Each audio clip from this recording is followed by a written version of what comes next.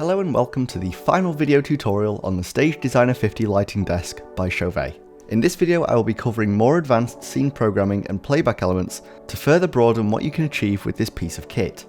There are a few important things to remember when using the Stage Designer 50 in the lighting setup. Please be conscious of using any strobe effects in case any member of your crew has photosensitive epilepsy.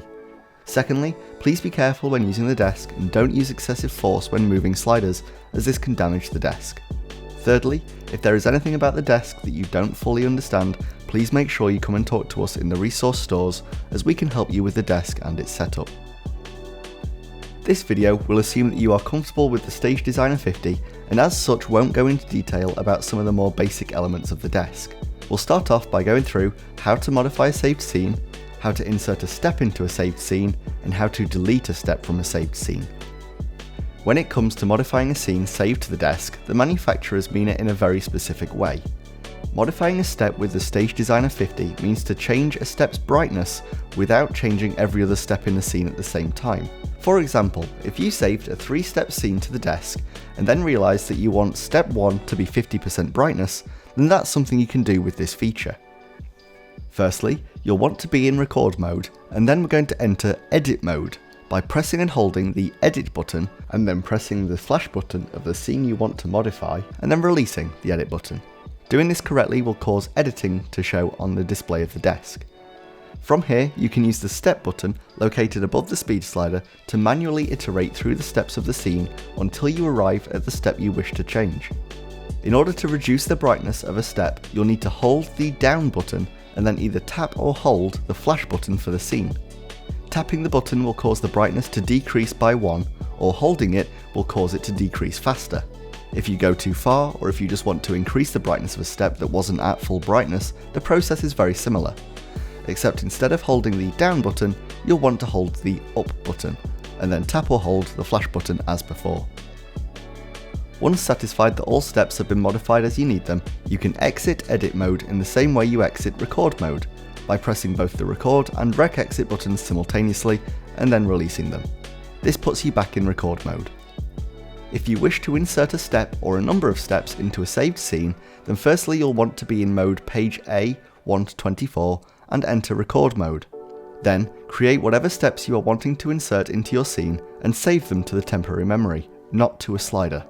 Then switch the desk to chase/scene mode and enter edit mode for the scene you wish to add the step or steps to. Navigate using the step button until you reach the step after where you want to insert the steps. For example, if you have 3 steps in a saved scene and you wanted to insert your temporary memory steps between steps 2 and 3, you would navigate to step 3. Once on the correct step, press the insert button, which will insert all steps currently saved to the temporary memory of the desk. As with modifying a scene, make sure you exit edit mode when you are done inserting steps. If you accidentally add an extra step to your scene that you didn't mean to, then don't fear, as there's an easy way to delete steps from your saved scenes. Firstly, enter edit mode for the scene you wish to delete steps from. Navigate to the step you wish to delete with the step button, and then press the delete button. This will delete that step from the scene. When you're done, exit edit mode and you'll be placed back in record mode.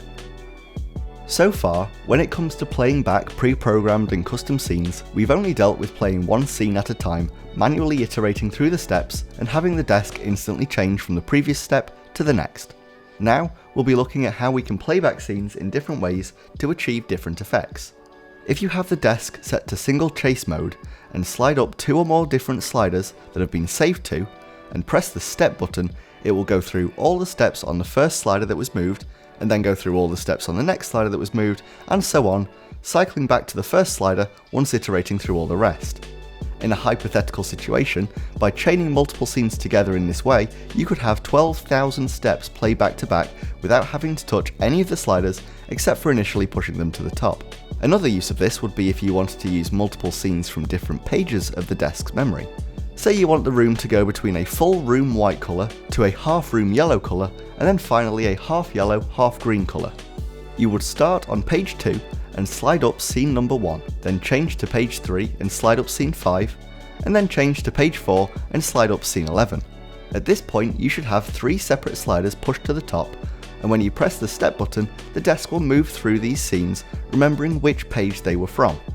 There is a limit to this, however, as you can't use the same slider from multiple pages. For example, you can't have the full room white output from slider 1 on page 2 and the half room white output from slider 1 on page 3 active at the same time. Next up, if you have a scene with multiple steps, or you have multiple scenes being outputted at once and you want the desk to move through those steps and scenes by itself, then you'll want to use the speed slider to achieve this.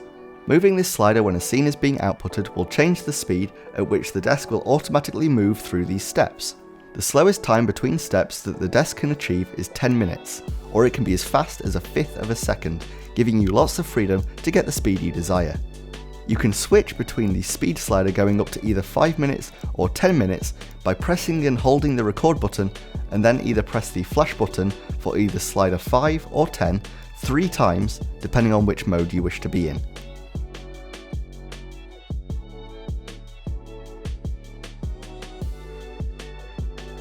You can then use the fade slider in conjunction with the speed slider to set how much you want the desk to fade between steps of your scenes. When this slider is set to the top, the change between steps will happen instantly, but moving the slider down will increase the fade between the steps, going all the way to a 10-minute fade. The Stage Designer 50 can synchronize to a user-programmed beat, and you can set specific timings for scenes that overrides the speed slider.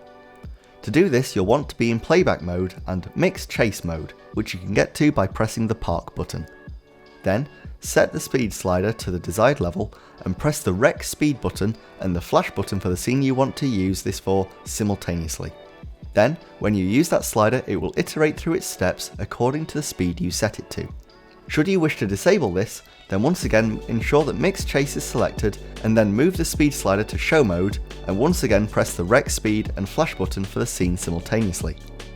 Please note that the saved timing will only work when the desk is in mix chase mode and will not work when the desk is in single chase mode.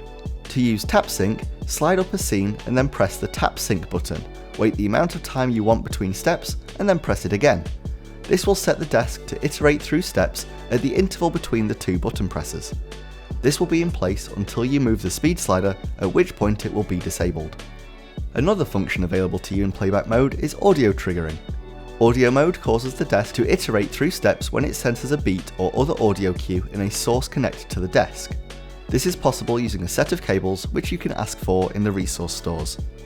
To enable audio mode, press the audio button above the audio level slider when in chase/scene mode. Plug in your device of choice using the 3.5mm audio jack and play some audio. By then moving the audio level slider up and down, this will adjust the desk's sensitivity to the audio, so adjust it as necessary to fit the beats that you want the desk to activate on. You can use an audio splitter to also send the audio to the speakers in the Shoot Studio so you can also hear what is being outputted. Finally, one thing we haven't really touched upon so far when using the desk is the single chase option. This makes it so that when we have multiple scenes active at once, the desk will do one scene and then the next, and then so on. If we change this to mix scene using the park button, the desk will overlay scenes on top of each other. For example, if you use both scene 2 and 4 on page 2, which is full red and full blue respectively, with mix scene active, the desk will output a purple colour, the combination of both scenes. This is trickier to get right, but can achieve great results if you program your scenes with this in mind. Always remember to turn off the desk in a safe manner, and where possible change the settings you've modified back to how they were when you got to the desk, including disabling audio triggering mode, setting the desk back to single chase, and enabling the chase scene mode to make it easier for less confident users. If you have any questions about using the Stage Designer 50 that haven't been covered in this video tutorial series, then please get in touch with the stores and technical instruction team who will be able to assist you with usage of the desk.